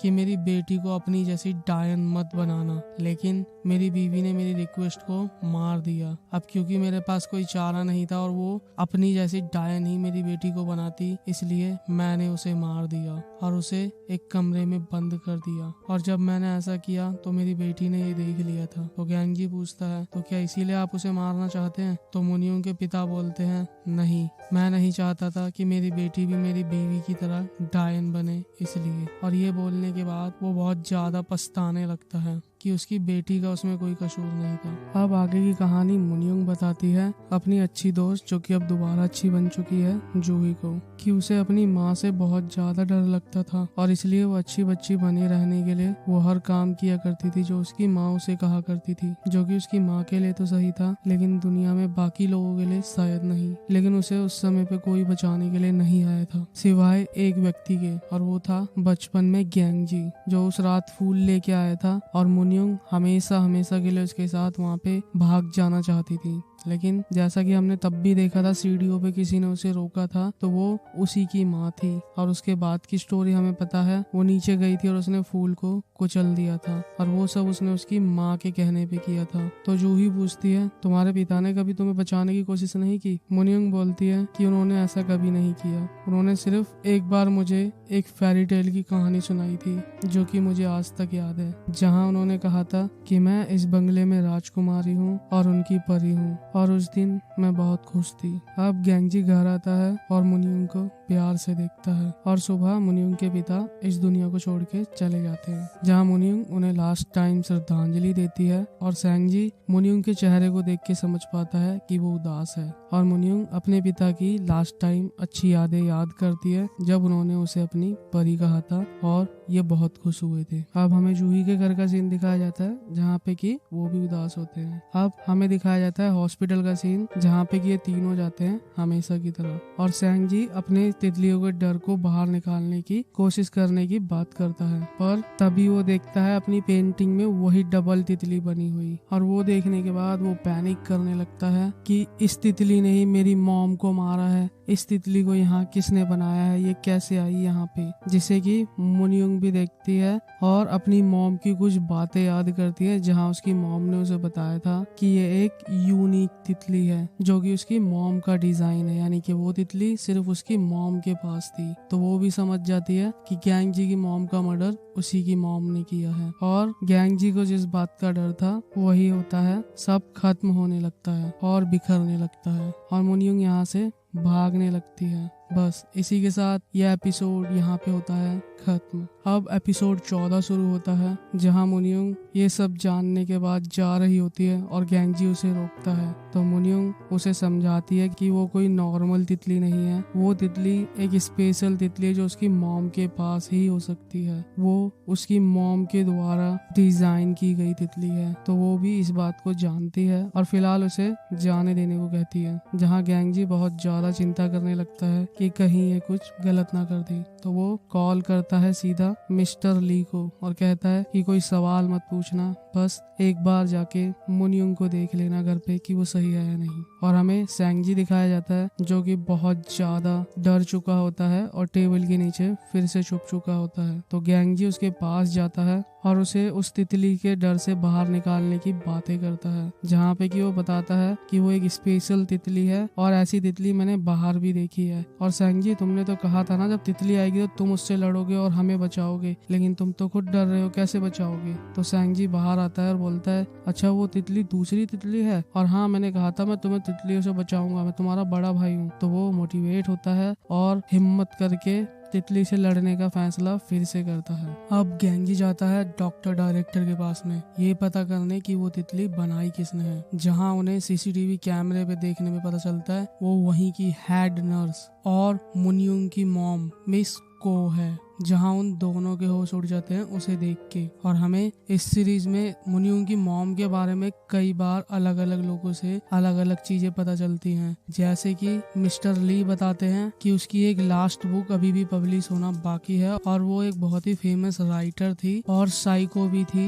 जिसने कि अपनी बेटी को वैसे ही पाला। और डॉक्टर से हमें ये पता चलता है कि ऐसा कहा जाता है कि उसने कई बार अपने फेस की सर्जरी करवाई है जिसके कारण उसे कोई नहीं पहचान पाता। तो आज तक यही सवाल था कि वो जिंदा है या नहीं, जिसका जवाब हमें आज मिलता है कि वो जिंदा है। अब डॉक्टर गैंग जी से बोलता है मुझे माफ कर दो जो मैंने उसे तुम्हारे भाई के करीब जाने दिया और मैं खुद भी नहीं पहचान पाया, वो यहाँ 20 सालों से काम कर रही थी उसके बावजूद भी। अब हमें मिस को दिखाया जाता है जिसने कि लास्ट रात को मुनयुंग के पिता को आजाद किया था, ये सच्चाई बताने के बाद कि वही उसकी पत्नी है। और उसने ऐसा इसलिए किया था क्योंकि मुनयुंग के पिता ने कहा था कि अब मुझे मेरी पत्नी को मारने का कोई गिल्ट नहीं है या किसी तरह का कोई अफसोस नहीं है, और जब अफसोस ही नहीं रहा तो उसे जिंदा रख के क्या फायदा। यानी कि वो आज तक उसे इसीलिए जिंदा रखी हुई थी ताकि उसे तड़प तड़प के मरता हुआ देखे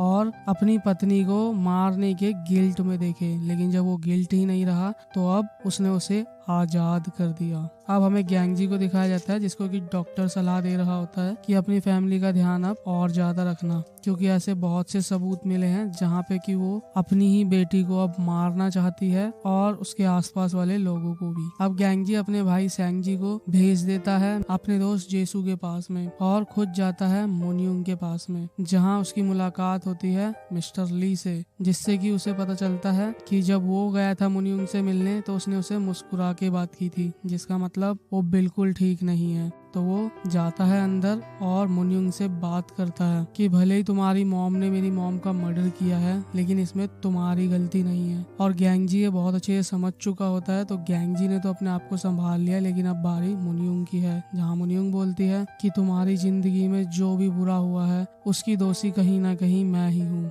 लेकिन गैंग जी समझाता है इसमें तुम्हारी गलती नहीं है कि जब मुझे ये सच्चाई पता चली थी तो मैं भी पूरी तरह से टूट गया था। लेकिन जब मैंने तुम लोगों को देखा, तुम्हें देखा, तो मुझे समझ में आया कि इसमें हमारी गलती नहीं है, हमारे साथ गलत हुआ है, हमने किसी के साथ गलत नहीं किया। और स्पेशली अगर तुम्हारी मॉम ने कुछ किया है तो उसमें तुम्हारी गलती नहीं है, तो तुम अपने आप को दोष देना बंद करो। अब हम एक परिवार हैं। और मुनियुंग बहुत ज्यादा इमोशनल होने लगती है और रोने लगती है और पूरी रात बस इसी तरह से ये इमोशनली गुजारते हैं। अब सुबह होती है बाकी लोगों के टेंशन लेने से, जिसमें से कि सबसे ज्यादा टेंशन होती है सैंग जी को, जो कि सोच रहा होता है ना जाने अब इन दोनों ने क्या बड़ा झगड़ा कर लिया है। तो वो बहुत ज्यादा चिंता करता है उन लोगों की। तो जो खाना उनके लिए भेजा जाने वाला होता है वो खाना जेसू के साथ सैंग जी लेके जाता है और वो सबसे पहले पहुंचता है मुनियुंग के कमरे में, जहाँ वो मुनियुंग के पास जाने के बाद उससे उसका हालचाल पूछता है और उसे बच्चों की तरह समझा रहा होता है चीजें कि अगर तुम दोनों ने लड़ लिया है तो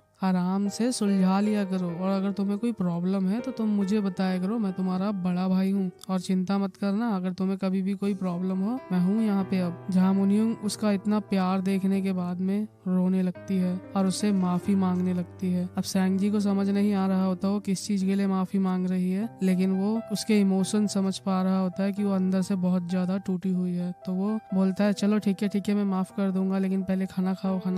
खाना खिलाता है और बोलता है चलो खाना खा लो, मैं तुम्हें माफ कर देता हूँ, मैंने तुम्हें माफ कर दिया। और मुनियुंग बहुत ज्यादा इमोशनल होने लगती है कि उसने माफ कर दिया। उसके लिए माफ करना मीन्स उसकी मॉम के मर्डर के बारे में था, वो जिसके बारे में सैंग जी को तो नहीं पता, लेकिन वो जानती है कि उसका माफ करना कितना बड़ी बात है। और बहुत ज्यादा इमोशनल होने लगते हैं ये लोग। बस यही बात सैंग जी जब गैंग जी को जाके बताता है तो गैंग जी बोलता है भाई तुमने माफ कर दिया उसे। और वो खुद भी बहुत ज्यादा इमोशनल होने लगता है क्योंकि वो जानता था कि वो किस पेन से गुजर रही है। और वो अपने बड़े भाई को गले लगाने के लिए कहता है और गले लगाता है और बहुत ज्यादा इमोशनल होता है कि भाई तुम सच में बड़े हो गए हो। अब हमें जेसू और गैंग जी को दिखाया जाता है, जहाँ पे कि जेसू बोलता है साले तुम दोनों कमजोर हो और तुम दोनों अपनी कमजोरी दिखाते नहीं हो, लेकिन दोनों कमजोर मिलके ताकतवर हो, तो हमेशा साथ रहना। अब गैंग जी उन दोनों को विदा करता है घर के लिए, और जब वापस आ रहा होता है घर में तब उसे एक एनवलप मिलता है जो कि मुनियुंग की मॉम ने भेजा होता है और जिसमें मेंशन होता है सभी गलतियों को सुधार के खत्म कर देने की बात, यानी कि उन लोगों को खत्म कर देने की बात। और हमें मुनियुंग को दिखाया जाता है जो कि अब फैसला कर चुकी है कि वो इस चैप्टर को पूरी तरह से खत्म करेगी। तो जब वो कवर्ड में देखती है तो उसकी मॉम की वही डबल तितली नहीं होती, जैसे कि गैंग जी से भी पता चल चुका होता है और उस तितली से कंफर्म हो जाता है कि उसकी मॉम हमेशा से उन पे नजर रखते हुए आई है।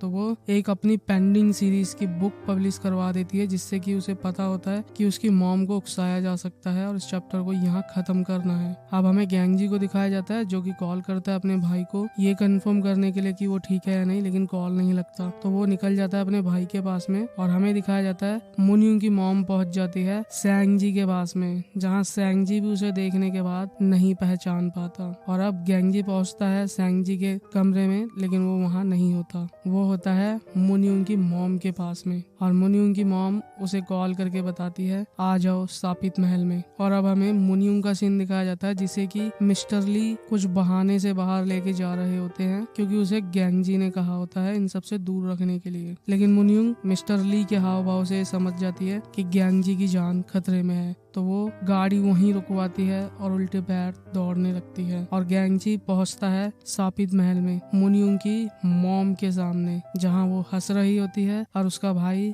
बेहोश होता है। बस इसी के साथ ये एपिसोड 14 भी खत्म होता है। अब एपिसोड 15 में गैंग जी देखता है अपने भाई सैंग जी को जो कि बेहोश होता है और उसे मुनियुंग की मॉम बताती है चिंता मत करो, इसे कुछ समय के लिए बेहोशी की दवाई दी गई है। और कुछ और भी बताने लगती है, जैसे कि तुमने मेरी बेटी को बिगाड़ दिया है, मैंने अपनी बेटी को एक मास्टरपीस बनाया था अपनी ही तरह निर्दयी, और तुमने उसे तुम्हारी ही तरह नॉर्मल इंसान बना दिया है। जहाँ गैंग जी बोलता है वो कोई मास्टरपीस या कोई चीज नहीं है, वो इंसान ही है। तो मुनियुंग की मॉम हंसने लगती है और बोलती है वो मेरा मास्टरपीस है और अभी तक जो भी गलतियां हुई हैं मैं उन्हें खत्म करके सुधारूंगी। लेकिन वो उसे एक मौका देती है कि तुम्हारे पास अभी भी चॉइस है कि तुम मुनियुंग को छोड़ के चले जाओ, लेकिन गैंग जी मना कर देता है कि वो कभी छोड़ के नहीं जाएगा उसे। तो मुनियुंग की मॉम उसे एक और ऑप्शन देती है, तो ठीक है मैंने तुम्हारी मॉम को मारा है, मुझे मारो, अपना बदला लो। और मुनियुंग ये देखने के बाद पहली जैसी फिर बन जाएगी, वही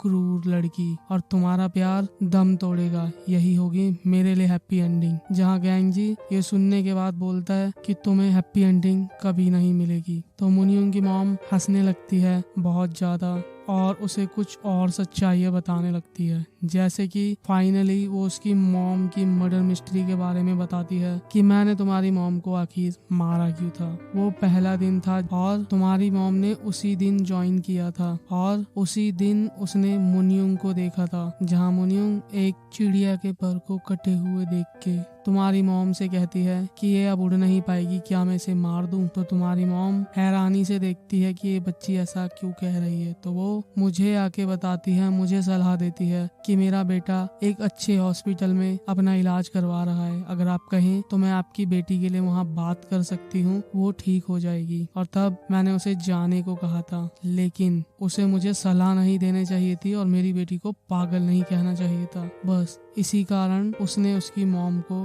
मार दिया। और जब वो गैंगजी को ये बताती है तो गैंगजी पूरी तरह से इमोशनल हो जाता है, रोने लगता है और उसे सवाल करता है, सिर्फ मेरी मॉम ने तुम्हें एक सलाह दी थी अच्छी, और तुमने एक सलाह के लिए मेरी मॉम को मार दिया। तो मुनियोंग की मॉम हंसने लगती है कि उसने मेरी बेटी को पागल कहा था। तो गैंगजी को बहुत ज्यादा गुस्सा आता है और फाइनली वो अपना सब्र खो देता है और उसे मारने के लिए आगे बढ़ता है और उसका गला घोटने लगता है, जहाँ पे कि उसकी मॉम उसे उल्टा इंकरेज कर रही होती है कि मुझे मार दो, कमजोर मत पड़ना, यानी कि वो चाहती ही ऐसा हो। और गैंगजी एक पॉइंट पे जाने के बाद समझ जाता है कि फाइनली ये मुनियोंग की मॉम है और वो नहीं चाहता कि वो सब खो दे, तो वो उसे तब छोड़ देता है। लेकिन उसी बात का फायदा उठा के वो उसे एक इंजेक्शन दे देती है, जिससे कि गैंगजी धीरे धीरे अपने होश खोने लगता है। और तभी यहाँ एंट्री होती है मुनियोंग की, और मुनियोंग गैंगजी की ऐसी हालत देखने के बाद बहुत गुस्सा होती है और सीधा ही हमला करती है अपनी ही माँ पे। लेकिन तभी बीच में आता है गैंगजी और उसे चोट लगती है और वो मुनियोंग को याद दिलाता है कि तुमने मुझे वादा किया था कि अगर वो तितली तुम्हारे सामने आ भी गई तो तुम उसे नहीं मारोगी, यानी कि वो नहीं चाहता कि वो उसकी माँ जैसी बने। बस इतना बोलने के बाद वो बेहोश हो जाता है और मुनियोंग उसे लेके रोने लगती है कि ना जाने गैंगजी को क्या हो गया। और अब क्योंकि गैंगजी ने उसे अपनी मॉम को मारने के लिए मना किया है तो इसका फायदा उठाती है उसकी मॉम उसे खत्म करने के लिए। और जैसे ही वो उसे खत्म करने जा रही होती है तभी यहाँ पे हीरोइक एंट्री मारता है सैंग जी, जो कि बेहोशी से सीधा उठ के एक भारी सी फाइल लेके मार देता है मुनियोंग की मॉम के सर में, जहाँ वो सीधा जाके जमीन पे गिरती है और बेहोश होती है। और हम सैंग जी को देख पाते हैं जो बोल रहा होता है कि मेरे छोटे भाई बहनों से दूर रहो। और हम फाइनली उसके अंदर वो बड़ा भाई देख पाते हैं जो अपने छोटे भाई बहनों के लिए कुछ भी कर सकता है, और एक फैमिली देख पाते हैं। बस इसी के साथ अब हमें दिखाया जाता है पुलिस आती है जो कि पकड़ लेती है मुनियोंग की मॉम को और लेके जा रही होती है। अब डॉक्टर डायरेक्टर मुनियोंग की मॉम से मिलता है, जहाँ उसे पता चलता है कि उसके हॉस्पिटल में जो भी आज तक गड़बड़ हो रही थी वो इसी के कारण हो रही थी। और जब वो मिस पार्क जो कि मुनियोंग की नकली मॉम बन के आई थी उसके बारे में पूछता है तो पता चलता है कि उसका काम पूरा हो गया, तो उसने उसका काम भी पूरा कर दिया। बस इसी के साथ डॉक्टर डायरेक्टर पहुंचता है गैंगजी के कमरे में, जहाँ वो उसे नॉर्मल दवाई देता है और माहौल को हल्का करने के लिए मुनियोंग को बोलता है रोमियो जूलियट लग रहे हो, और बोलता है जल्दी हो जाएगा, चिंता मत करो। बस इसी तरह से वो बाहर जाता है सैंग जी के पास, जहाँ उसे वो शाबाशी देता है इन सब चीजों के लिए। अब जेसू को दिखाया जाता है जो कि मिलने आया होता है गैंगजी से, पर वो तो बेहोश होता है, लेकिन सैंग जी उसे अपनी बहादुरी की किस्से सुना सुना के परेशान कर रहा होता है। लेकिन वो बोलता है सैंग जी मुझे तुम पे प्राउड है। अब हमें गैंगजी को दिखाया जाता है जो कि होश में आते ही सबसे पहले जाता है अपने भाई के रूम में और देखता है कि वो सही है या नहीं, और उसके बाद सीधा मिलता है मुनियोंग से, जहाँ मुनियोंग अपनी बात बताती है कि तुम हमेशा से चाहते थे कि मैं भी फीलिंग्स को फील करूं, तो मैं अब तुम्हारा दर्द फील कर सकती हूँ और मैं इस तरह से नहीं रह पाऊंगी तुम्हारे साथ, तो तुम अब अपने भाई के साथ यहाँ से चले जाओ। जहाँ गैंगजी से समझाने की कोशिश करता है कि जो हुआ उसमें तुम्हारी गलती नहीं है, लेकिन मुनियोंग उस समय नहीं समझती। अब सुबह का सीन दिखाया जाता है जहाँ गैंगजी सैंग जी से सवाल पूछता है कि सैंगजी अगर मुनियुंग ने हमें यहाँ से जाने के लिए कहा तो तुम क्या करोगे। तो सैंगजी बोलता है हम यहाँ से क्यों जाएंगे, और जाएंगे तो मुनियुंग को साथ में लेके जाएंगे क्योंकि अब हम एक परिवार हैं। तो गैंगजी पूछता है अगर फिर भी जाने को कहा तो सैंगजी बोलता है मैं मरने की बात करूंगा और तुम भी करना। जहाँ गैंगजी ये सुनने के बाद में बहुत ज्यादा इमोशनल और खुश होने लगता है कि कैसी बात कर रहा है, और वो मुनियुंग से ऐसी ही बात करता है, लेकिन बात नहीं बनती। अब गैंगजी पहुंच जाता है हॉस्पिटल में डॉक्टर डायरेक्टर के पास में, जहां डॉक्टर बताता है क्योंकि उसने एक ऐसे व्यक्ति को पहचानने में भूल की है जो उसके आंखों के सामने 20 साल से था। तो अब उसके अंदर इतना कॉन्फिडेंस नहीं है कि वो ये कह सके कि वो चेहरे देख के पहचान लेता है कि कौन कैसा है, तो वो रिटायर्ड हो रहा है। अब गैंगजी डॉक्टर डायरेक्टर के रिटायर्ड होने से पहले या फिर जॉब छोड़ने से पहले एक सवाल पूछता है कि सर मैं कितना भी चाहूँ लेकिन मैं अपना पास्ट और दर्द नहीं भुला पा रहा, इसके लिए मैं क्या करूं। जहां डॉक्टर गैंगजी को सलाह देता है कि अगर तुम मुनियुंग से अलग हो भी जाओगे तब भी तुम दुख और दर्द में ही रहोगे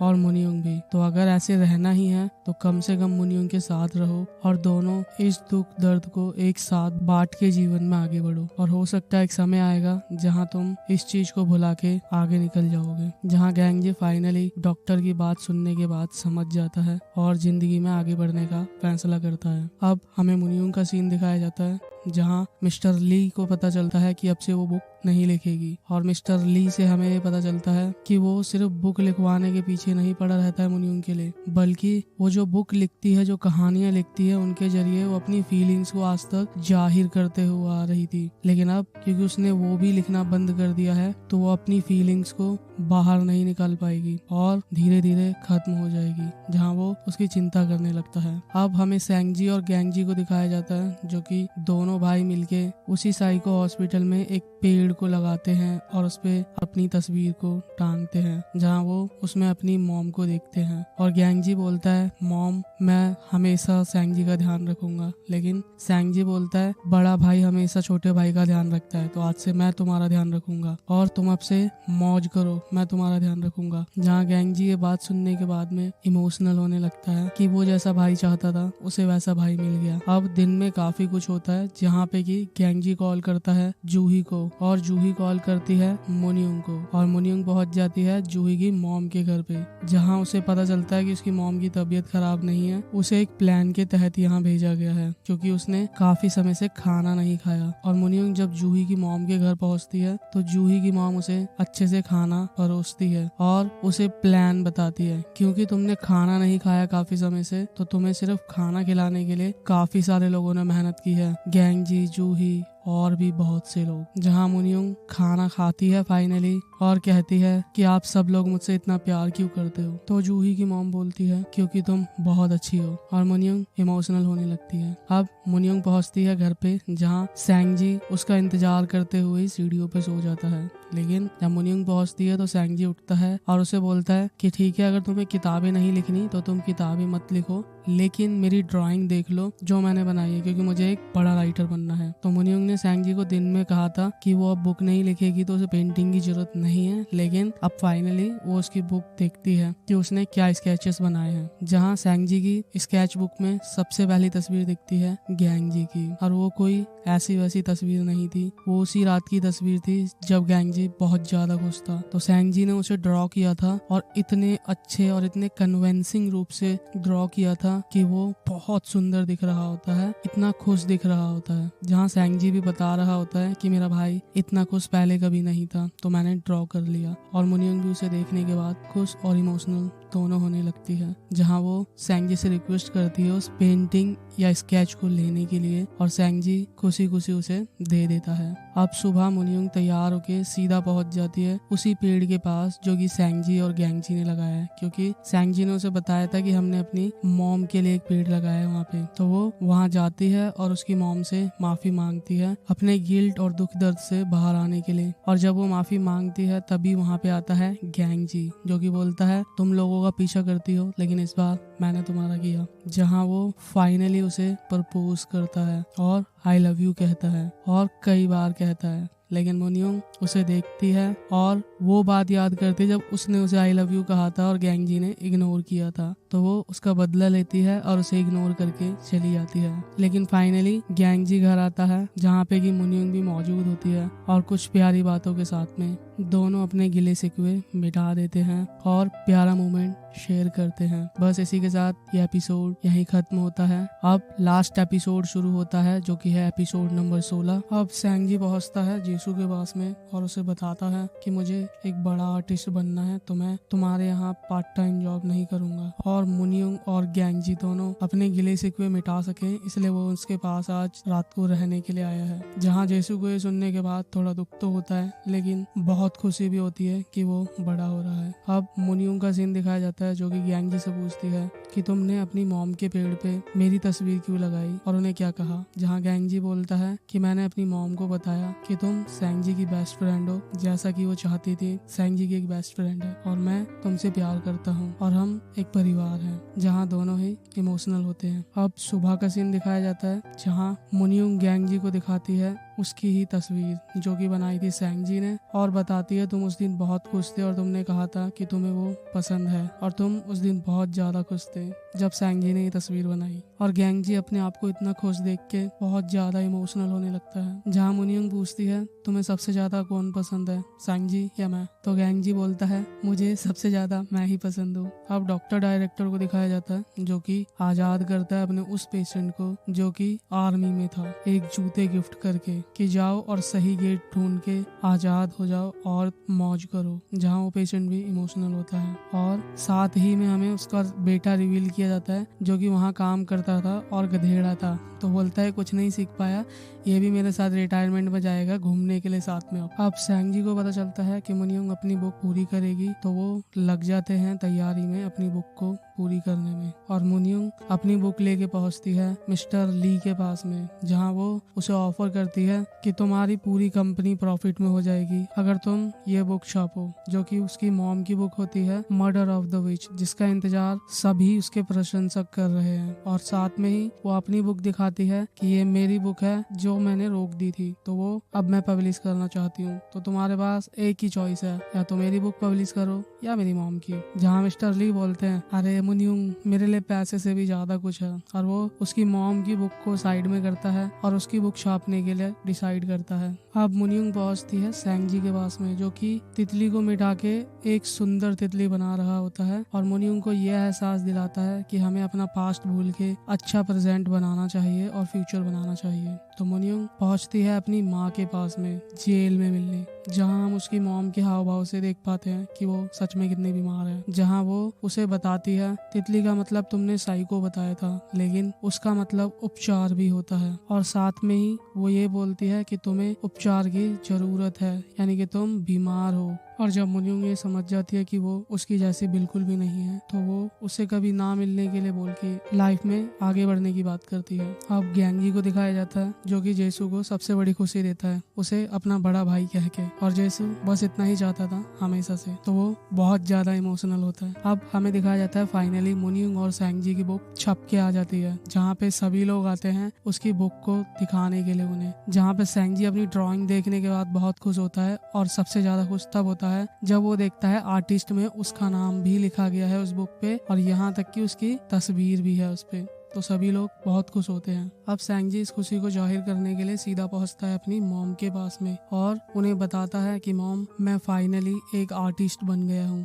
और मैं अब सभी के चेहरे देख के पढ़ भी पाता हूँ और मैंने इस बुक में ड्राइंग भी बनाई है और मैं एक बहुत बड़ा आर्टिस्ट बन चुका हूँ। जहाँ गैंगजी उसे कहानी सुनाने के लिए कहता है अपनी मॉम को और वो कहानी बताता है। एक बड़े से महल में 3 लोग रहते थे जिनके चेहरे शैडो विच ने चुरा लिए थे, जिसके बाद लड़का हमेशा एक मास्क पहन के रखता था जिससे कि वो अपने चेहरे के हाव भाव ना देख पाए, जो कि था गैंगजी। एक राजकुमारी जो कि हमेशा ही चिल्लाती रहती थी और अंदर से खाली थी, जो कि थी मुनियुंग। और एक आदमी जो डब्बे में फंसा था, उनके चेहरे पे एक्सप्रेशन नहीं होते थे क्योंकि उनके एक्सप्रेशन शैडो विच चुरा के ले गई थी, इसलिए वो एक दूसरे की फीलिंग्स कभी नहीं समझ पाते थे और हमेशा आपस में ही लड़ते रहते थे और एक दूसरे को गलत समझते थे। अब सैंजी ये कहानी सुनाते हुए बहुत ज्यादा इमोशनल होने लगता है और गैंगजी भी बहुत ज्यादा इमोशनल होता है मुनियुंग के साथ। अब मिस्टर ली को दिखाया जाता है जो कि बुक लॉन्चिंग की तैयारियों में लगा होता है हॉस्पिटल में। अब डॉक्टर डायरेक्टर को दिखाया जाता है जो कि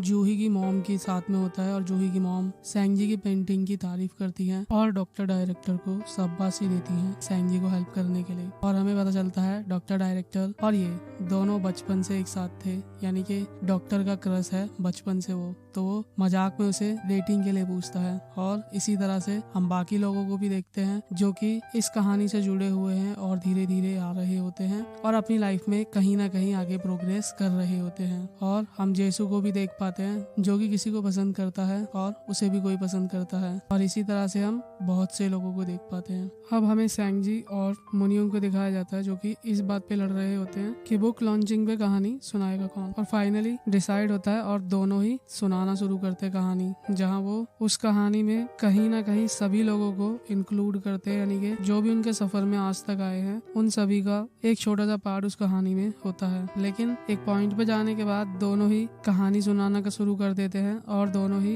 लड़ने लगते हैं कि कहानी आगे मैं सुनाऊंगा। और यहाँ पे सभी लोग इन्हें देख के खुश होते हैं, कितने प्यारे लग रहे हैं लड़ते हुए। अब मिस्टर ली को दिखाया जाता है जो कि हमेशा की तरह परेशान थे, लेकिन अब उनकी परेशानी में कोई उनके साथ है, जूही, और जूही को वो मिला जो उसे अच्छे से समझ सके। तो फाइनली ये दोनों भी एक दूसरे को एक्सेप्ट करते हैं। अब सैंगजी एक बुक भेज पाता है जूही की मॉम के पास, जिसमें कि एक स्पेशल मैसेज होता है कि मेरी प्यारी नकली असली माँ, जिसका मतलब गैंगजी बताता है कि आप उसे उतनी ही प्यारी हैं जितनी हमारी माँ। तो वो इमोशनल होते हैं वहाँ पे। अब ये तीनों बस ऐसे ही जा रहे होते हैं जहाँ पे कि डॉक्टर पीछे से आवाज मारता है, ओ तीनों की तिकड़ी सुनो, और इन्हें वही वैनिटी वैन या कार देता है, यानी कि सैंगजी की पेंटिंग बनाने की मेहनत उसे फाइनली देता है उस वैनिटी वैन कार को देके, जहाँ सभी लोग बहुत ज्यादा खुश होते हैं। और डॉक्टर गैंगजी को बताता है कि तुम लोगों ने बहुत सहा है, तो अब थोड़ा एंजॉय करो। अब हमें गैंगजी को दिखाया जाता है जो कि बात करता है बाहर उनकी कहानी के अनुसार जाके घूमने के लिए, क्योंकि वो हमेशा से ही टूर पे जाना चाहता था और उसने अपनी जॉब भी छोड़ दी है। लेकिन क्योंकि अब उन्हें घर छोड़ के भागना नहीं है, तो सैंगजी बोलता है घर छोड़ के जाना नहीं है, तो अब हम उस वैनिटी वैन में भागेंगे क्यों। तो वो मुनियोंग के पास जाता है और उसका भी सेम ही क्वेश्चन होता है, जहाँ गैंगजी परेशान होता है कि अब जब मैं बाहर जाके घूमना चाहता हूँ तुम सबके साथ, तो तुम लोग बाहर घूमने नहीं जाना चाहते। तो मुनियोंग बोलती है जब भी गुस्सा आए 3 तक गिनती गाओ, और वो उसी का प्लान उस पर अप्लाई करती है। जहाँ गैंगजी पहुंच जाता है अपनी मंडली के पास और बोलता है कि अब जब मैं घूमना चाहता हूँ तो वो नहीं घूमना चाहते बताओ, और अपना दुख दर्द शेयर कर रहा होता है पहली बार पूरी तरह से। अब वो घर वापस आता है जहाँ पे कि मुनियोंग और सैंगजी दोनों तैयार होते हैं बाहर घूमने जाने के लिए, लेकिन गैंगजी की हालत कुछ ऐसी होती है जो कि टुल होता है, लेकिन वो बहुत खुश होता है कि वो बाहर घूमने जा रहे हैं अब, और उन्हें गले लगा के बोलता है कि तुम लोग कितने अच्छे हो। बस इसी तरह से ये लोग निकल जाते हैं एक लंबे सफर पे अपने आप को ढूंढने, मजे करने, जहाँ गैंगजी का हैंगओवर भी अब खत्म हो जाता है। अब फाइनली ये लोग इस टूर का इंजॉयमेंट शुरू करते हैं, मजे लेना शुरू करते हैं, और ये लोग हर जगह घूमने जाते हैं और बहुत ज्यादा मजे करते हैं अलग अलग तरीकों से, जहाँ ये हर पल को जीते हैं। इसी के साथ एक सुबह सैंगजी पूछता है गैंगजी से कि तुम इस टूर पे कब तक रहना चाहते हो, जहाँ पे कि गैंगजी बताता है कि मैं दिल भर के जीना चाहता हूँ, तो मैं जब तक मन नहीं भरता तब तक घूमना चाहता हूँ। यानी कि वो लोग घर वापस जाएंगे लेकिन पूरे मौज करने के बाद। जहाँ सैंगजी बताता है कि तुम्हें जिस तरह से घूमना पसंद है उसी तरह से मुझे ड्राइंग बनाना बहुत ज्यादा पसंद है, और मुझे एक ऑफर मिला है दूसरे राइटर की तरफ से अपने आप को और आगे बढ़ाने के लिए, तो मैं ड्राइंग करना चाहता हूँ क्योंकि मुझे उसमें बहुत खुशी मिलती है। तो गैंगजी बोलता है ठीक है सैंगजी, चलो हम घर वापस चलते हैं फिर। लेकिन सैंगजी बोलता है नहीं, तुम इस ट्रिप को एंजॉय करो और फुल मजे करो, और मैं अपने आर्टिस्ट बनने का सपना आगे बढ़ाऊंगा और वो करूंगा जो मैं जीवन में करना चाहता हूँ। और वो यहाँ पे एक बात बोलता है कि गैंगजी सिर्फ गैंगजी का है और सैंगजी सैंगजी का है, तो दोनों को अपनी जिंदगी जीने की पूरी स्वतंत्रता है। जहाँ पे कि गैंगजी देखता है कि उसका भाई सच में बहुत बड़ा हो चुका है और सच में बड़ा भाई बन चुका है, और वो बहुत ज्यादा इमोशनल होने लगता है कि उसे ऐसा बड़ा भाई मिला, और वो बहुत इमोशनल होता है यहाँ पे। इसी के साथ मिस्टर ली आते हैं यहाँ पे, जो कि सैंगजी को मैनेज करेंगे और सैंगजी ड्रॉ करेगा एक नए आर्टिस्ट के साथ में और अपने आप को और एक्सप्लोर करेगा और गैंगजी और मुनियुंग निकल जाएंगे इस लंबे सफर पे और खुशियों को ढूंढने में। इसी के साथ जो मुनियुंग ने किताब लिखी थी जिसका टाइटल था असली चेहरे की तलाश, उसे अब पूरा किया जाता है, जहाँ पे कि वो तीनों लोग निकल जाते हैं एक सफर पे अपने चेहरे के इमोशंस और मुस्कान को ढूंढने के लिए। और फाइनली वो डब्बे में पैक आदमी अपना डब्बा निकालता है चेहरे से और वो उन दोनों को बचा लेता है उस शैडो विच से, जहाँ वो तीनों ही बहुत ज्यादा खुश होते हैं। और डब्बे वाला व्यक्ति अपना डब्बा निकाल देता है तो अपना चेहरा देख पाता है, अपने इमोशंस देख पाता है। और जो दूसरा लड़का बहुत ज्यादा खुश होता है उसके चेहरे से एक नकाब गिरता है, मतलब वो भी अपनी मुस्कान अपने इमोशंस देख पाता है और बहुत खुश होता है। और जो लड़की है वो भी अपने इमोशंस को अच्छे से देख पाती है, यानी कि ये आजाद होते हैं और उनकी मुस्कान उन्हें वापस मिलती है, जहाँ वो ये समझ पाते हैं कि उस चुड़ैल ने उनका कुछ नहीं चुराया था, बस उनके खुश रहने की वजह छीन ली थी जो कि उन्हें अब मिल गई है। बस इसी के साथ ये series it's okay to not be okay love story यहाँ पे होती है खत्म और हमें अंत तक सभी सवालों के जवाब मिल गए। ये कोरियन ड्रामे की एक one of the best series है ऑल टाइम और मेरी भी फेवरेट है। अब अगर आपको भी ये सीरीज पसंद आई है तो इस सीरीज को शेयर करके फैला दो, जिससे कि बाकी लोगों को भी पता चले कि ऐसा तगड़ा कंटेंट भी एग्जिस्ट करता है और ऐसी प्यारी स्टोरी भी मौजूद है। और एक प्यारा सा लाइक करना ताकि मुझे पता चले कि आपको ये सीरीज पसंद आई है। और अगर आप आगे भी देखते रहना चाहते हो ऐसी ही सीरीज और ऐसी ही अच्छी कहानी और कंटेंट, तो चैनल को सब्सक्राइब जरूर करना और नोटिफिकेशन बेल को ऑल पे सेट करना ताकि जब भी अच्छी कहानी अपलोड हो आप तक सबसे पहले पहुंच जाए। बाकी अगर आपके कोई सवाल हो जो कि मैं इस सीरीज में कवर ना कर पाया हूँ या कुछ और, तो आप कमेंट करना, मैं आपके कमेंट का जवाब जरूर दूंगा। इसी के साथ मैं मिलता हूँ आपको अगली बार कुछ अच्छी कहानियों के साथ। तब तक के लिए ऑलवेज लर्न, बाय।